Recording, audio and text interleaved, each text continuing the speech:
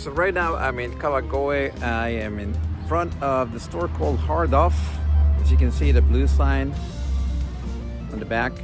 And I'm gonna go there and see if I can find a nice guitar. Let's see if I can find a good deal today.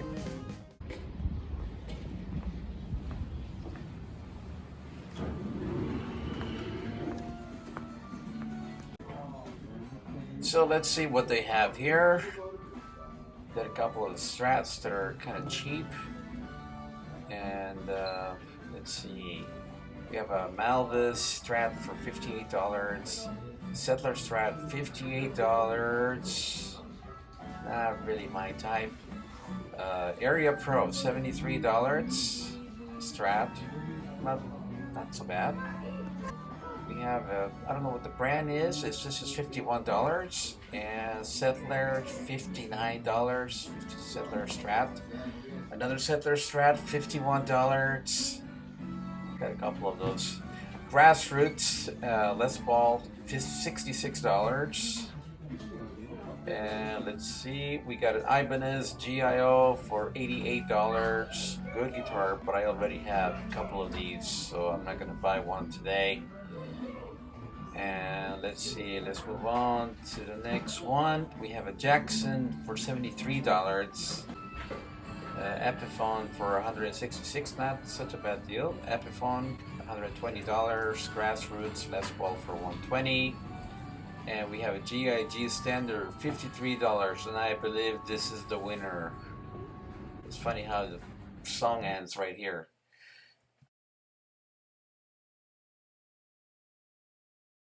Here's another view of the guitar. This is what it looks like from the top. So it's beautiful. I mean, this color is just great. It's sunburst red, and it's just awesome. So I like the wood because it's a little bit, it's not too dark. I do like this color for the neck, and it's got a silver bridge.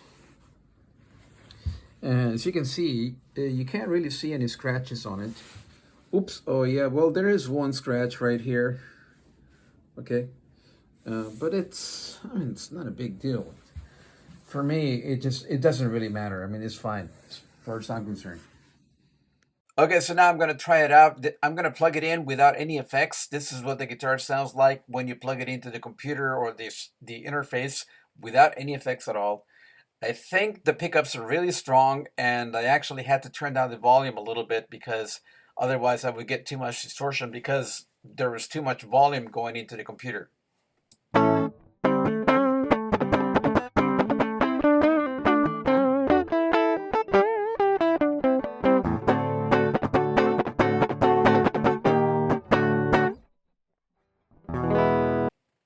And now let's try it with a little bit of crunch, a little bit of distortion.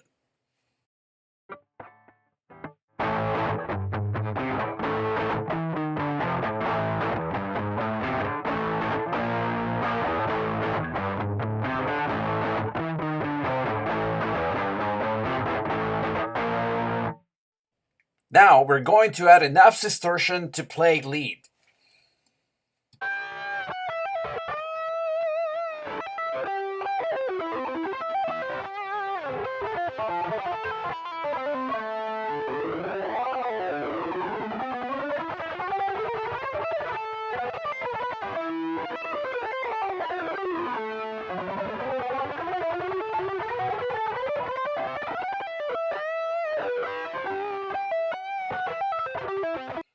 I think the sound is great, so I'm definitely going to keep this guitar, and I'm just going to make a few modifications to it. So the first thing I'm going to do is scallop the neck.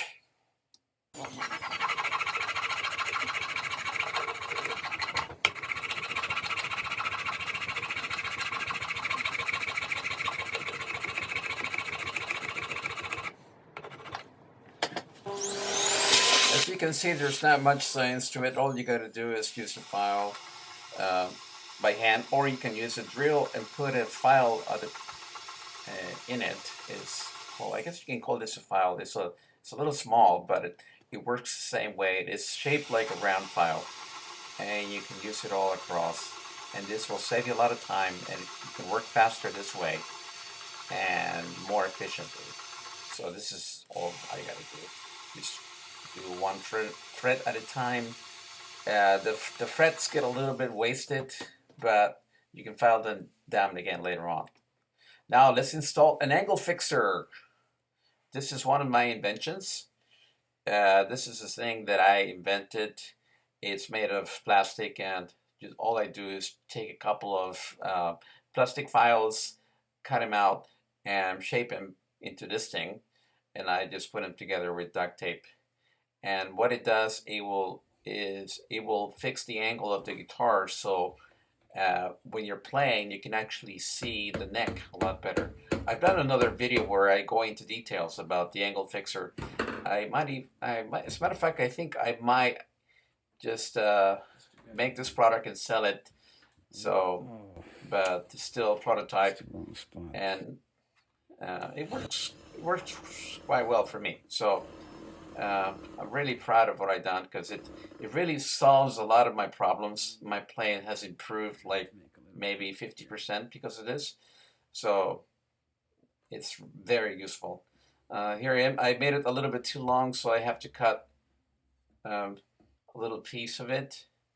And here you can see my shirt. Well, okay, there we go. And then I just got to put another screw in there. Because this is not a Strat, it's really not a problem, because when I change the strings, I do it on the top of the guitar. I don't need to go to the back. But if I wanted to rewire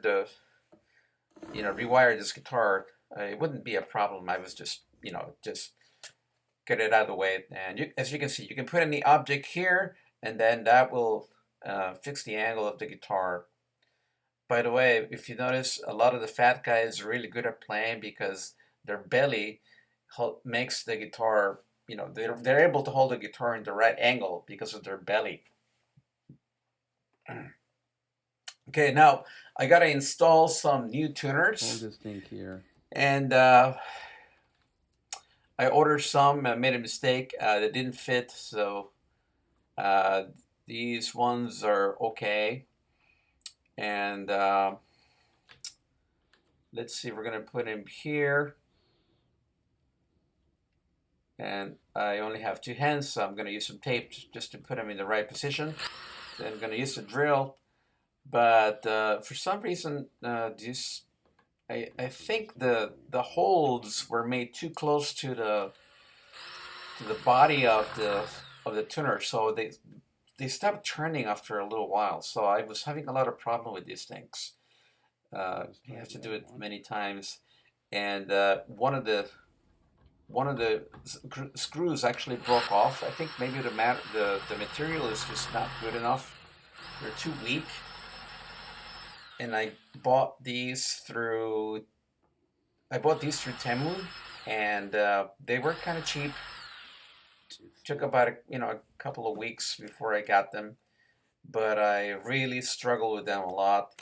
And also another problem I had was that the holes didn't match the tuners, but I did it anyway because I hate those other tuners the tuners that he came with, and so I much rather have these thing-ons, even though they're not perfectly set up.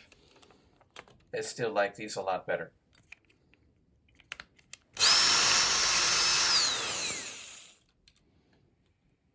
Jesus Christ. Well, it didn't go all the way in, but it's good enough.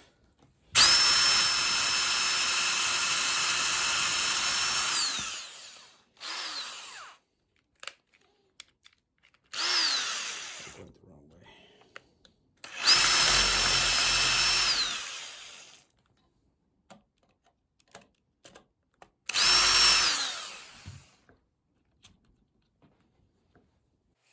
Now here comes the fun part. We're going to install the Geiger tram, which I bought through Amazon. It was about $100. It was actually more expensive than the guitar itself, but it should be fun.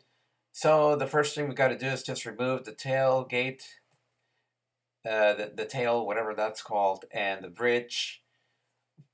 And then you remove the screws. Of course, I've already taken the strings off, but I didn't want to bore you with the process, so I just started the video from there. So uh, you remove the screws. This is a very, very simple procedure that anybody can do. Right now, I'm installing the golden screws because it's gonna look better with the golden ones. Because I like the gold color, so I bought another bridge, and uh, it didn't want to go in all the way, so I had to hammer it a little bit. I put a piece of cloth on top to protect it. Now we got to remove the other one. Same thing, they come right off. And like I said, this is a very simple procedure. And now we put it on.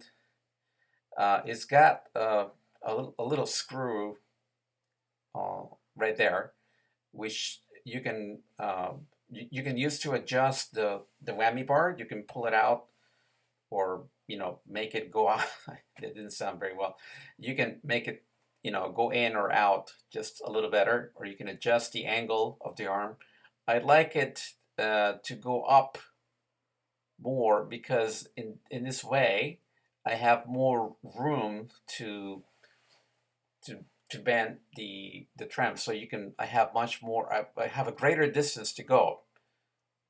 Whereas if I put it down, I wouldn't have that much of a distance. So the angle allows you to. It gives you more room to play with, literally. So I'm just going to tighten this up a little bit more. And by the way, when you try one of these, you got to make sure you have a fresh set of strings. I tried it first with all strings, and they just didn't work. So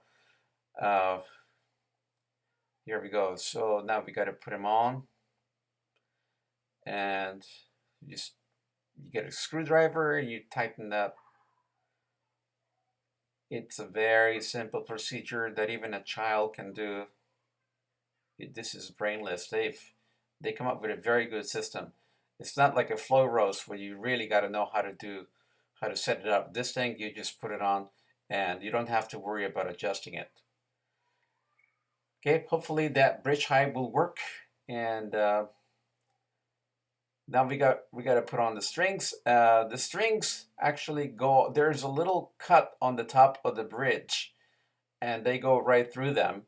So when you're setting them up, you got to be careful because the strings come right out from the top. So that can be a little bit annoying, but it's not a big deal. I mean, it's you just got to be careful. You get used to it after a while. And so now I'd like to twist them, one to the top, one to the bottom, making it look like a Z, and then this will keep the string from coming out. And now we get the string winder, and I'm just gonna see, and I raised the top. I grabbed the string and pull it up so that it creates a little bit of tension while I'm winding the tuner. This way, the string won't come out, and it will stay tight until you're done with the winder.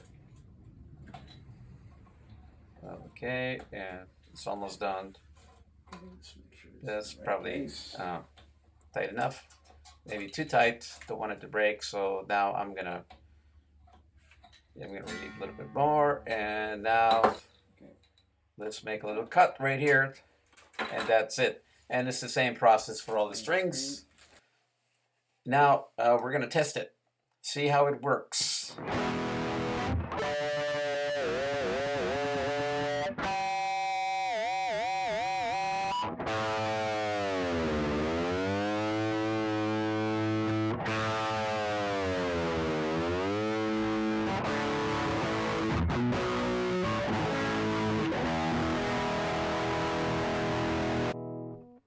So I went a little bit out of tune. It was about maybe 7 or 8% off. So I'm gonna tune it again. And again, these are brand new strings, so you gotta keep doing that over and over again.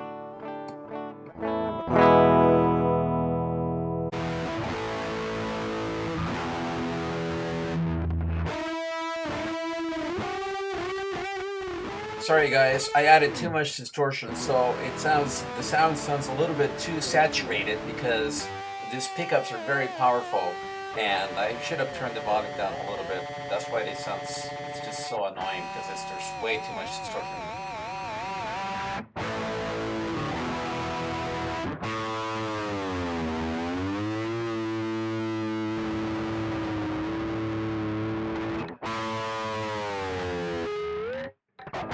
So overall, I'm quite satisfied with the Geiger trim system. It's not perfect. Yeah, the strings go out of tune a little bit, but all the strings go off at the same rate. So it's kind of hard to tell when you're playing a solo or in the middle of the song. So it's not that bad. And compared to a lot of trim systems out there, it's really not that bad. I mean, it's not as good as a Floyd Rose, but it's close enough. So this is the final result. I think the tuners look quite good from this angle. I added a little bit of lacquer to the neck just to add a little bit more color to it and to preserve the wood as well. I believe that the golden bridge and the golden trem system look very good on top of the red guitar, and they also happen to match the volume knobs and the tone knobs. Overall, the guitar, I think, looks very beautiful.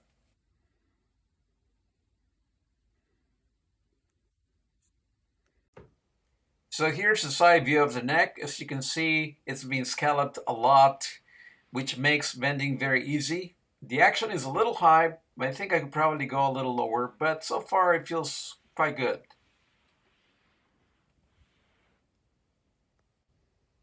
And here are the tuners. As you can see, there's some holes left from the old tuners, but I really wanted to change them, so I did. And I'm quite satisfied with the way it looks from the front anyway, even though it looks quite messy from the back. And here's the view from the back. I think it looks quite good. It almost looks like a brand new guitar. So how much money did I spend on this guitar? Well, I paid $53 for the guitar itself. I spent $73 on the trem system, $13 on the bridge, $5 on the tuners, $25 for delivery fees from China, and the total is $169. So I finished setting up the guitar. I'm very satisfied with the sound of it and how it feels. Unfortunately, the tuners didn't work very well. I mean, I wasn't able to install them very well. A couple of screws broke off, and it looks kind of messy on the back, but overall, it's great. The guitar looks pretty good. And now I'm gonna try it out. I'm gonna play a song that I composed for this video, and the song is only about 2 minutes, and it features the sound of the guitar in a little bit more clean sound. It's almost clean. It's got a little bit of distortion, but not that much, because I want you to hear what it sounds like without too many effects.